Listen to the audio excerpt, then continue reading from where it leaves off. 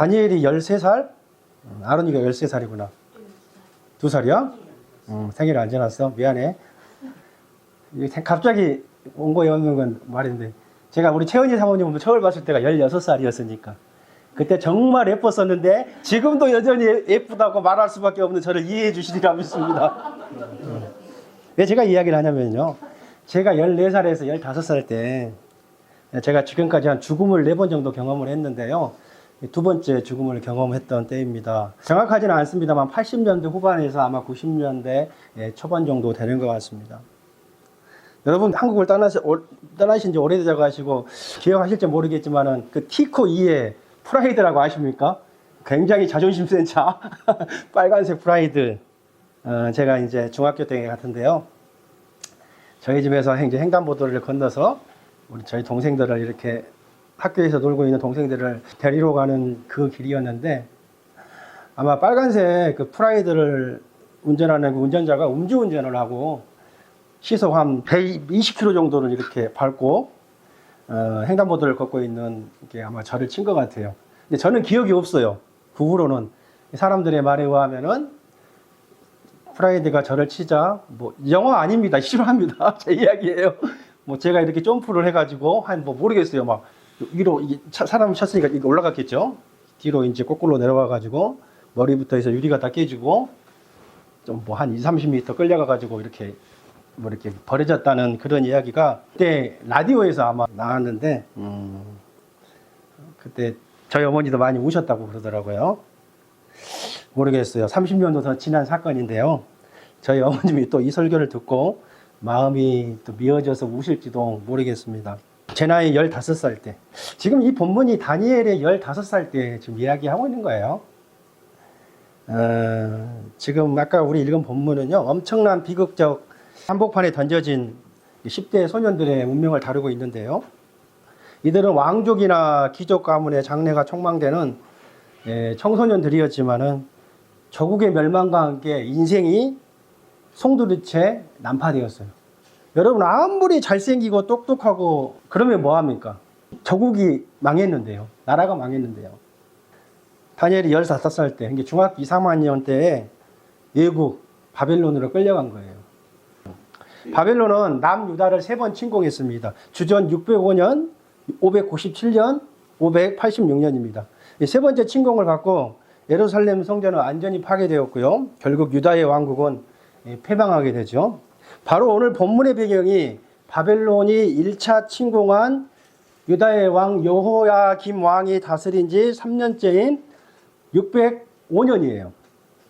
바벨론의 말발굽에 잔인하게 짓밟히는 조국을 보며 소년 다니엘의 심정도 갈기갈기 찢어졌을 거예요.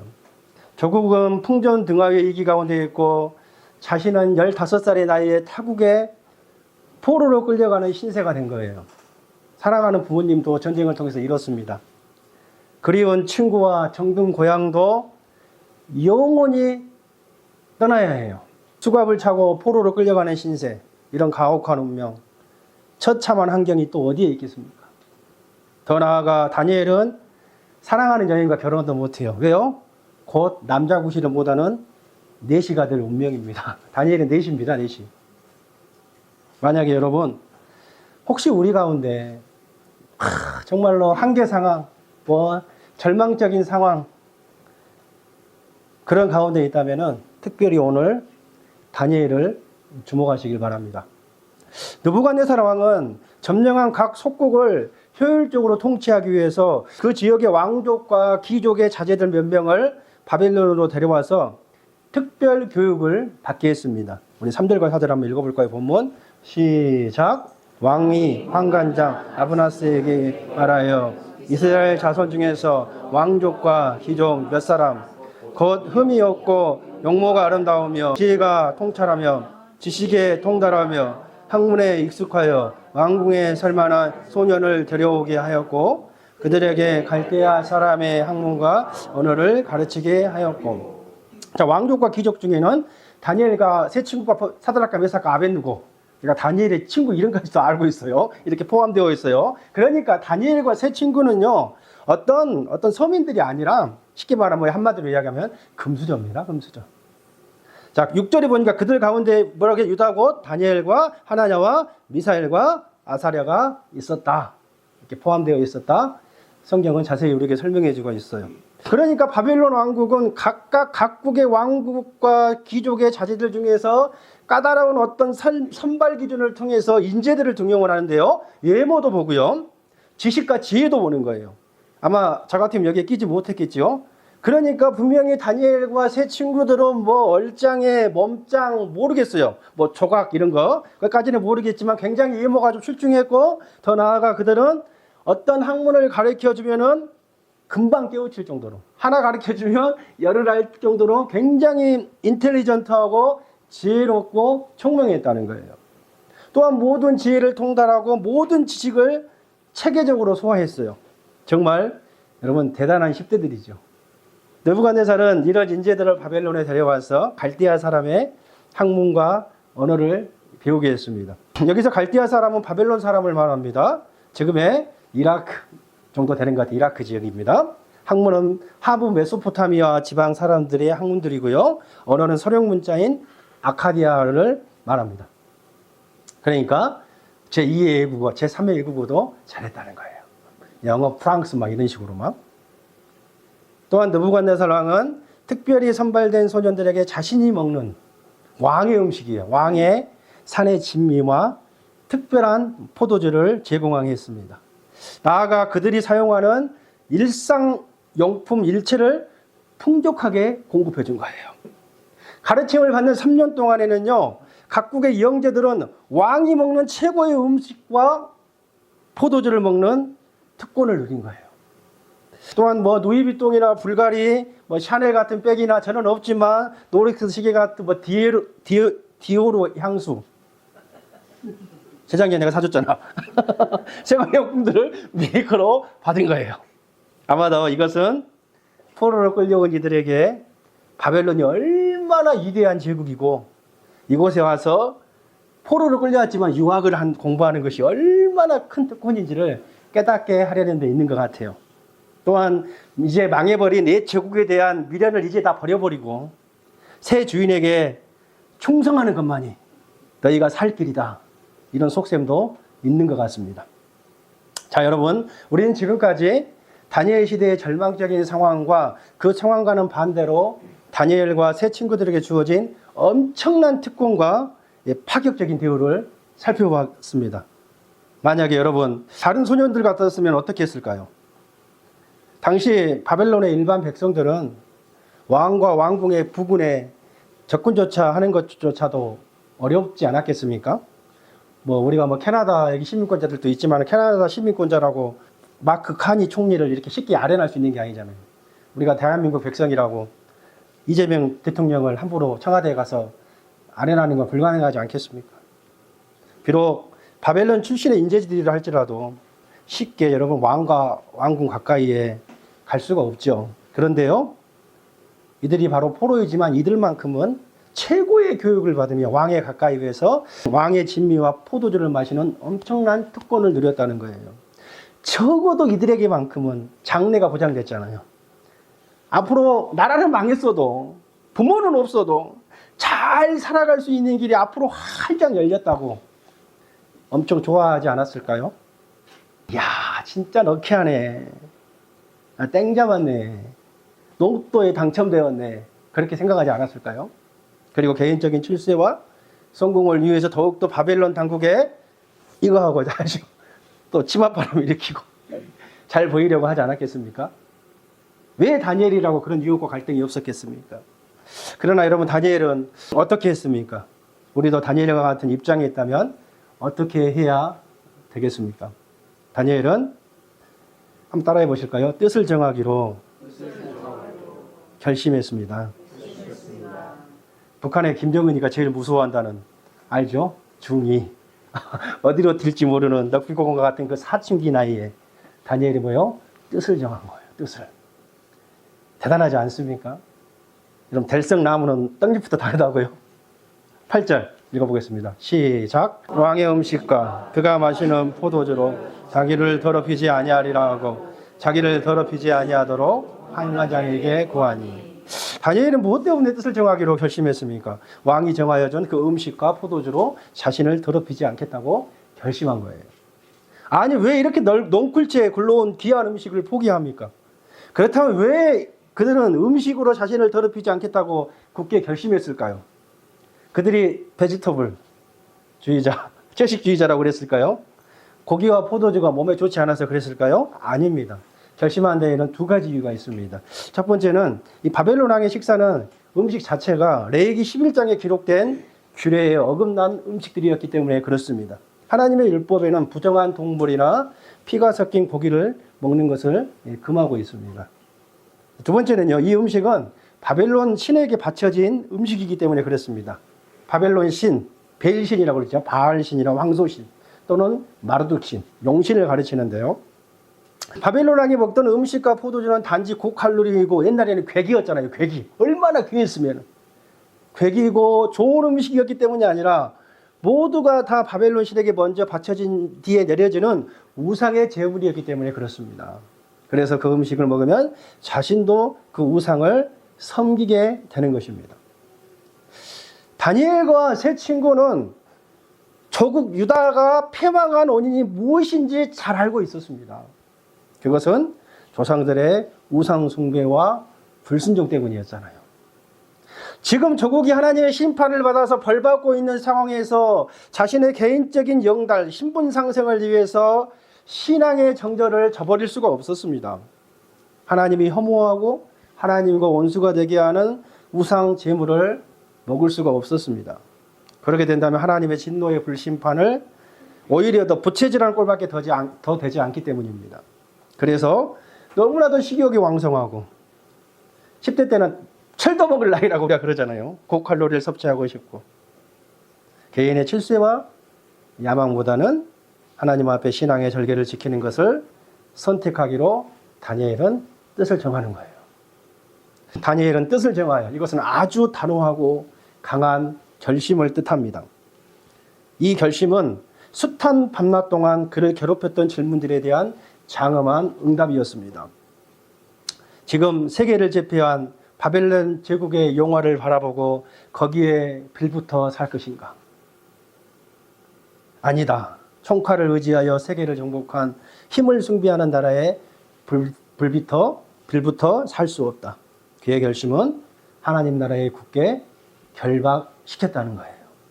자신들을 지켜주지 못한 조국 유다와 그 유다를 지켜주지 못한 무능한 신 여호와를 믿고 섬길 것인가? 아니다. 유다 왕이 바벨론으로 유배되고 성전의 귀한 그릇과 제사용품들이 바벨론에게 약탈되는 사태가 벌어지는 것은 하나님의 무능 때문이 아니라 우리의 죄악 때문이다. 우리 민족이 하나님을 먼저 비판했기 때문에 우리는 지금 하나님의 공의로운 심판을 받고 있는 것이다. 대다수의 백성들이 하나님은 무능한 신이라고 손가락질하고 욕하고 원망했지만 우리는 끝까지 전능하고 신실하신 여호와 하나님을 믿고 경배할 것이다. 이것이 바로 다니엘이 뜻을 정한 굳은 결심이었다는 거예요.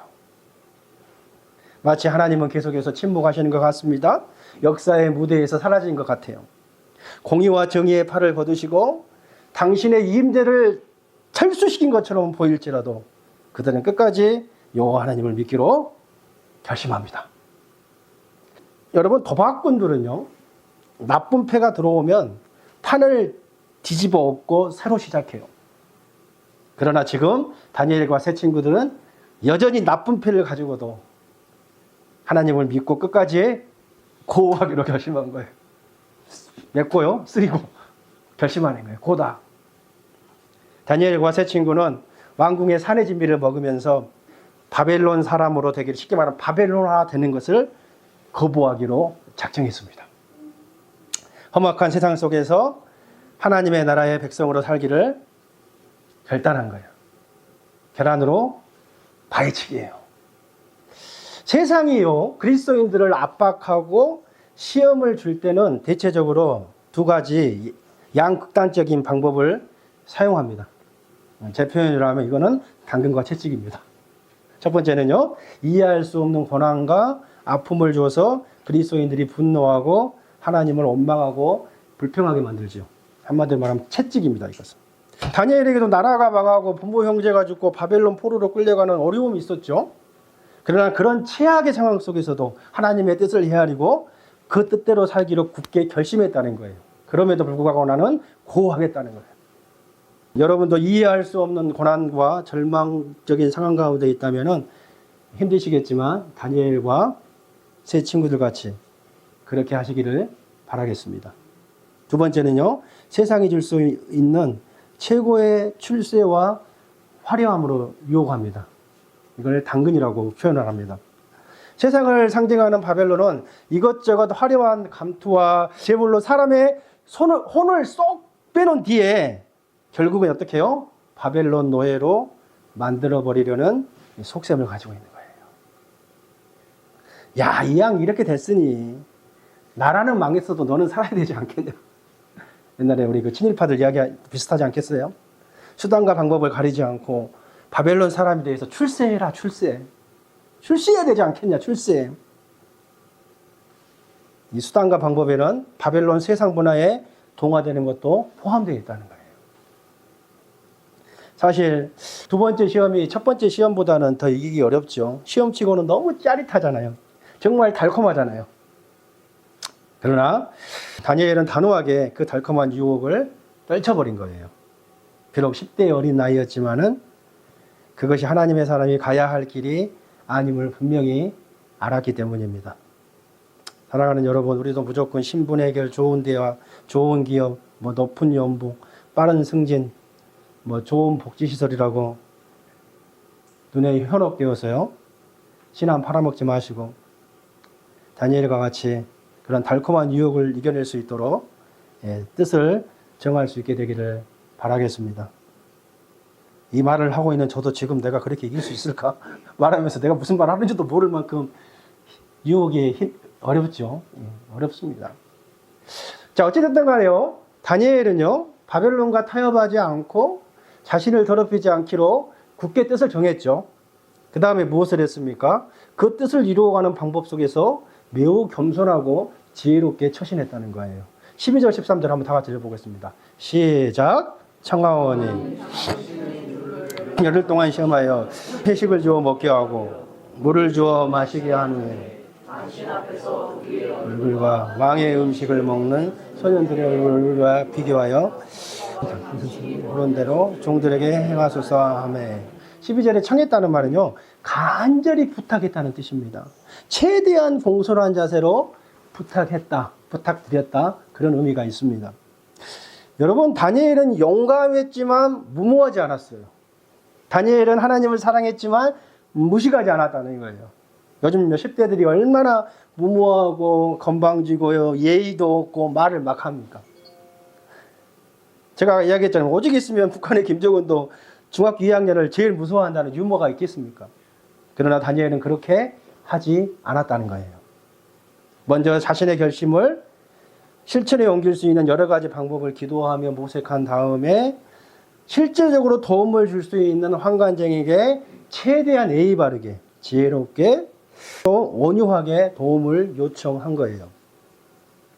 그리스도인들이 세상을 살아갈 때 타협하지 않는 철인과 같은 믿음과 용기를 여러분 가져야 합니다. 그러나 그것을 실천에 옮기는 데 있어서 지혜롭고 온유하고 친절한 인간관계를 가져야 해요. 공손한 태도로 나아가야 합니다. 그럴 때 하나님께서 길을 열어주십니다. 현대를 사는 크리스찬들이 진리를 말해서 핍박당하기도 하지만 진리를 지혜롭게 말해서 핍박을 당한 경우들이 훨씬 더 많은 것 같아요. 거만한 태도 때문에, 당돌하고 뻔뻔한 태도 때문에, 기분 나쁜 말투 때문에 핍박을 당하기도 하지요.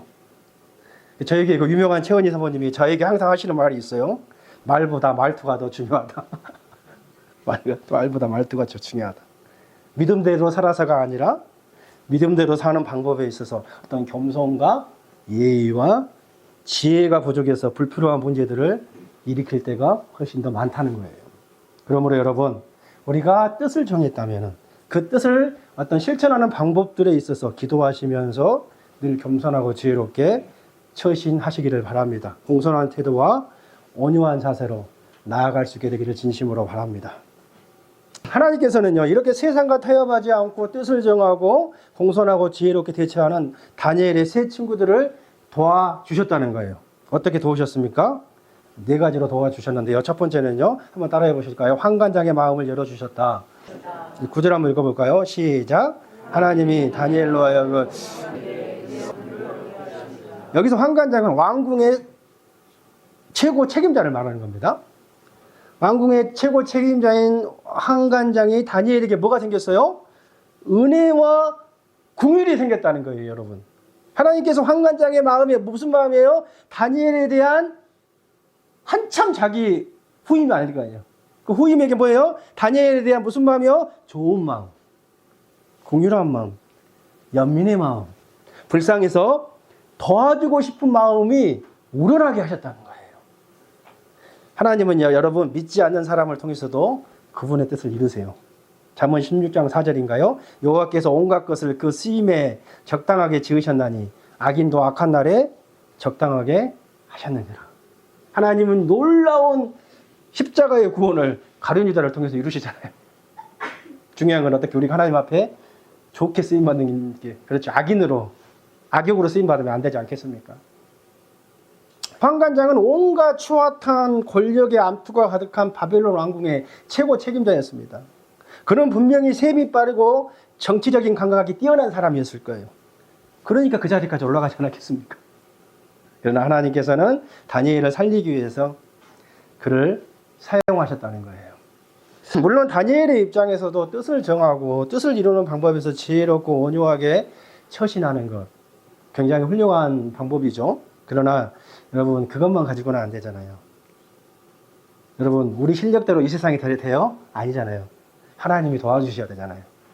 시간 관계상 제가 이건 좀 생략을 하고요. 결국은 뭐예요? 인간의 최선과 하나님의 도우심이 있었을 때 기적이 일어나지 않겠습니까? 여러분, 혹시 우리 가운데 하나님의 뜻을 이루어 가는데 눈에 보이는 키가 있어요. 키. 그 키를 가지고 있는 분이 분명히 있다고요. 그 사람이 불신자인 환관장 같은 직장 상사일 수도 있고 능력 있는 지인일 수도 있고요. 우리 자녀들에게는 학교 선생님일 수도 있어요. 그래서 하나님께서 그 사람의 마음으로 움직여서 하나님의 영광이 세상에 선포될 수 있도록 기도하실 수 있게 되기를 바라겠습니다. 결국 하나님은 사람을 통해서 일하시잖아요. 사람을 통해서 일하세요. 그러니까요, 기도하세요. 하나님 마음을 열어달라고. 이게 굉장히 중요한 겁니다. 말 한마디에 천냥빚을 갚는다는 것도 그 사람이 갚아주는 거죠. 두 번째 한번 따라해 보실까요? 그 시험에서 승리하게 하셨다. 14절과 15절 한번 읽어보겠습니다. 시작. 그들의 말을 따라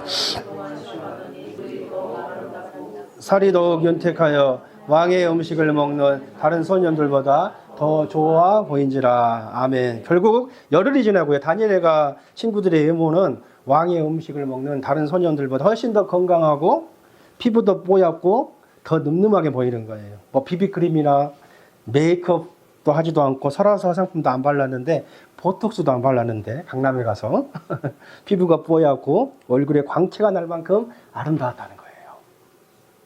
어떤 사람은 뭐 다니엘이 채식 다이어트를 해서 뭐 피부가 좋아지지 않았겠느냐, 그건 굉장히 인간적인 해석입니다. 그렇지 않아요. 물론 채식을 하면 피부가 좋아지고 건강할 수 있겠지요. 그러나 여기서 지금 그것을 말하고 있는 게 아닙니다. 하나님은 신실하신 분이시죠. 하나님께서는 열흘 동안 이들에게 특별한 은혜를 부어주셨기 때문에 다른 경쟁자들보다도 훨씬 더 건강할 수 있었다는 거예요. 그들은 간신히 여러분 이 시험을 통과한 게 아니라요, 세상적으로 산 동료들과는 비교도 안 되는 높은 점수로 시험을 통과했다는 것입니다. 하나님은 항상 우리를 넉넉히 이기게 하실 줄로 믿습니다. 여러분, 애매한 승리가 아니라요, 턱걸이가 아니라요, 확실한 승리를 주실 줄로 믿습니다. 세 번째는요, 한 번 더 따라해 보시겠습니다. 상상을 초월하는 실력을 주셨다. 17절 시작. 하나님이 이 네 소년에게 학문을 주시고 서적을 깨닫게 하시고 지혜를 주셨으니 다니엘은 또 모든 환상과 꿈을 알더라. 20절 시작. 왕이 그들에게 바벨론 왕궁 아카데미에서는요, 전 세계에서 뽑혀온 인재들이 여기에서 공부를 했어요. 요즘으로 치면은 미국 최고의 대학 중에 하나인 하버드나 예일, 영국의 명문대학 엑스포드에 들어갈 수 있을 것 같습니다. 뭐 이게 그 나라의 세계 전 대학의 탑5 안에 들어가지 않겠습니까? 제가 서울대랑 UBC는 넣지 않았습니다. 들어갈 수가 없기 때문에 죄송합니다. 예. 아마도 그 당시에 고위층 자제들은 뭐 과외를 받거나 개인 가정교사를 두고 고액을 두고, 여러분 기억하시죠? 강남역 2천만 원짜리 과외 뭐 그런 뭐 과외를 하지 않았겠습니까?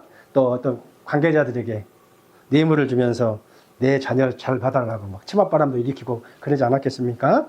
그러나 이 네 소년에게는 하나님께서 친히 가정교사가 되어주셔서 뭐 정치, 경제, 예술, 문화, 과학 등 모든 분야의 학문을 어우르는 엄청난 지식과 지혜와 이해력을 부어주셨다는 것입니다. 자, 20절에 보니까 왕이 10배나 더 나은 실력을 주셨다고 하잖아요. 그러니까 오늘날 뭐예요? 상사가 신입사원들을 테스트하듯이 왕 동안 3년간 교육한 이 아이들을 불러가지고 이제 테스트를 한 거예요. 그러자 왕은 다니엘과 세 친구들의 지혜와 총명이 온 나라의 박수보다 뭐예요? 술객들보다 몇 배나요? 10배나 나온 줄을 깨달았다는 거예요. 여러분, 여기서 박수와 술객은 일종의 무당과 마술사를 말하는데요. 이 고대 사회에서는 이들이 천체를 관찰하고 이를 토대로 인간의 기륭 회복을 예언했기 때문에, 쉽게 말하면 박수와 술객은요, 지혜의 대명사라고 할 수 있어요. 지혜의 대명사. 예수님이 태어나실 때 동방에서, 페르시아에서 박사들이 3명이 왔었잖아요. 지금으로 말하면 천문학자들이에요. 천문학자들. 지혜의 대명사. 그런데 이들 중에서 여러분 천문학, 뭐 인문학, 경제학, 왕의 자문을 맡은 어떤 뭐예요? 그런 사람들이 많아요. 자문관들이. 그런데 왕이 보기에 다니엘과 세 친구들이 지혜와 실력이 이들보다 비교도 되지 않을 만큼 뛰어났다는 거예요. 함께 공부한 다른 이들은 비교할 가치도 없고요. 바벨론 왕실 최고의 실력자들보다도 그 실력이 몇 배나요? 10배나. 다시 말하면 뭐예요? 비교할 가치가 없을 만큼 뛰어났다는 거예요. 느부갓네살 왕은 여러분 보통 군주가 아니에요. 바벨론 왕을 세운 태조잖아요. 태조. 위대한 군주입니다.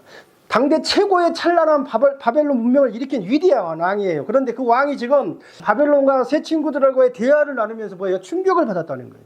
이제 막 18살밖에 되지 않은 친구들의 실력이 뭐예요? 상상을 초월했기 때문에 그렇습니다. 오늘날에도 세상 가운데서 살아남는다는 것은 살얼음판에 서 있는 것만큼이나 두려운 일이지 않겠습니까? 언제 경쟁에서 밀릴지 모르는 무서움이 도사리고 있고요. 또한 특별히 우리 한국 같은 경우는 학연, 지연 이런 거 얼마나 많이 따집니까? 그 가운데서도 하나님이 주신 상상을 초월한 탁월함이 우리들에게 있기를 간절히 바라겠습니다. 마지막으로 살펴볼 것은요, 하나님은 이렇게 세상과 타협하지 않고 뜻을 정하고 공손하고 지혜롭게 대처했던 다니엘의, 한번 따라해 보시겠습니다. 평생을 책임져 주신다. 21절 한번 다 같이 읽어볼까요? 시작. 다니엘은 오랫동안 원년까지 있습니다.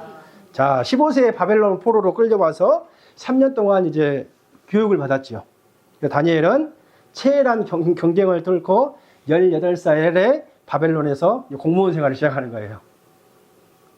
자, 다니엘의 공무원 생활이 정말 오랫동안 지속이 되는데요. 얼마나 오래 지속되었냐면은 한번 따라해 보시니까 67년 동안 지속된 거예요. 67년 동안. 여기서 고레스 왕 원년이라는 말은요, 고레스 왕의 즉위 첫째 년 이란 말이거든요. 그러니까요, 느부갓네살 왕 후에 바벨론 왕들이 여러 번 바뀌고 바벨론 제국이 망했어요. 그리고 또 나중에 뭐 메데 바사도 세워지고 페르시아 제국이 시작되었음에도 불구하고 다니엘은 변함없이 왕 다음에 국무총리라는 고위 공직자 생활을 지금 하고 있다는 거예요. 다니엘은요, 그저 오래 산 사람도 아니고 공직에서 간신히 살아남은 사람도 아니고요. 날이 갈수록 바벨론에서 탁월함을 발휘한 거예요. 부모도 없고 학연 지원도 없고 나라가 망했음에도 불구하고 뭐라고요? 바벨론 왕궁에서 가장 존경받는 고위공직자로 오랫동안 일을 했다는 거예요. 또한 큰 영향력을 끼치고 하나님의 크신 이름을 만천하에 전했다는 것입니다. 말씀을 정리하겠습니다. 다 아실 분들은 아시겠지만요. 지난주 목요일이죠. 강남 삼성동에서 세 사람이 모였다는 거 아시죠? 깜푸치킨에서. 엔비디아의 회장 이재용이 아니죠. 누구요? 존슨왕 재산이 뭐 200조, 200억이 아니라 200조랍니다. 삼성의 이재용 회장 15조, 또 현대의 정의선. 쉽게 말하면 세 사람이 재산이 얼마 215 하면은 220조네요. 왜 치킨집에 갔냐면 그 엔비디아 회장이 한국에 치맥을 좀 먹고 싶다고 해서 강남 삼성동에 깜부치킨에 갔다고 그러는데요. 그래서 이제 아무튼 갔어요. 가가지고 이제 밖에서 사람들이 막 이재용 회장을 엄청 환영했다고 그래요. 이렇게 와가지고 밖에서 사람들이 많은 인파들이 모여가지고 환영하니까 유튜브에도 지금 올라오니까 제가 잠깐 봤는데 이재용 회장이 마이크를 들고 감사합니다. 너무 감사합니다. 환영해줘서. 그런데 여러분 아시죠? 그런데 여러분 왜 와이폰을 많이 쓰시네요? 무슨 말인지 아시죠? 이게 무슨 말이에요? 나를 정말로 환호해주고 좋아해주고 뭐렇게요? 환호해주면 뭘 써야 돼요? 따르는 사람들 팔로워들이 갤럭시를 써야 되는데 갑자기 제가 그 말을 듣고 있다가 오늘 본문 결론을 제가 가져왔어요. 사랑하는 여러분, 우리가 하나님을 사랑한다면요, 그렇죠? 우리가 정말 하나님을 환영하고 좋아하는 데서만 그치는 것이 아니라 아이폰을 쓰지 말고 갤럭시를 써야 되지 않겠습니까? 다니엘과 같은 여러분 다른 삶을 살기로, 구별된 삶을 살기로 우리가 결심하고 뜻을 정할 수 있는 저와 여러분 되시기를 주의 이름으로 간절히 축원드리겠습니다.